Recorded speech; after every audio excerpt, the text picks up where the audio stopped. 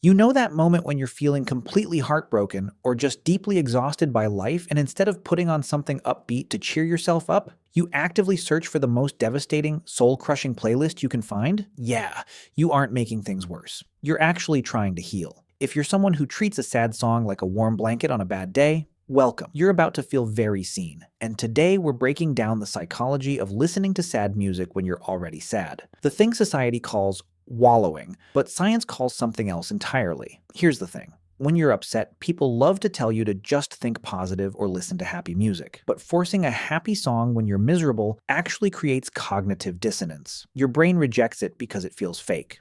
Sad music, on the other hand, meets you exactly where you are. Psychologists call this the ISO principle, matching the music to your current mood to safely alter it. But there's more going on than just matching the vibe. When you listen to sad music, your brain actually releases a hormone called prolactin. It's the exact same chemical that provides psychological comfort and helps soothe a crying baby. Your brain is literally chemically comforting you. The music acts as an empathetic friend, an imaginary companion who sits with you in the dark and says, "I get it," without trying to fix you, judge you, or offer annoying advice. Here's something wild. Studies show that listening to sad music triggers what we call aesthetic sadness. It allows you to experience the beauty of deep, complex emotions without the real-life consequences of actual grief. You aren't just crying, you are outsourcing your pain to the melody so you can finally process it. It's where emotional release happens. Not in a forced smile, but in a quiet room with a slow tempo and a lyric that hits perfectly. And let's be honest, society romanticizes toxic positivity. The good vibes only, just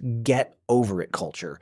But what if your best healing is a good cry, some headphones, and zero pressure to be happy? That's not weak. That's emotional intelligence. Now, some people use sad music for a darker reason. Rumination, a cycle that quietly whispers, "Let's stay in this pain forever." And for them, the playlist becomes an anchor pulling them deeper underwater. So it's important to know, do you put on that sad song to release the emotion and move forward? Or do you play it because you're addicted to the sadness? Because one is catharsis, the other is spiraling. But for those who truly use it to cope, they're not stuck. They're just feeling deeply. They find comfort in the shared human experience. The minor chords, the raw vocals, the realization that someone else has felt this exact same pain before. Things most people run away from. Hit subscribe if your sad playlist is basically your therapist at this point. Psychologists call this the paradox of enjoyable sadness. These people don't need the world to artificially cheer them up. Their emotional depth is strong enough to handle the dark. So if you're someone who turns off the radio hits, who feels genuinely lighter after a heartbreak anthem, who'd rather cry it out than fake a laugh,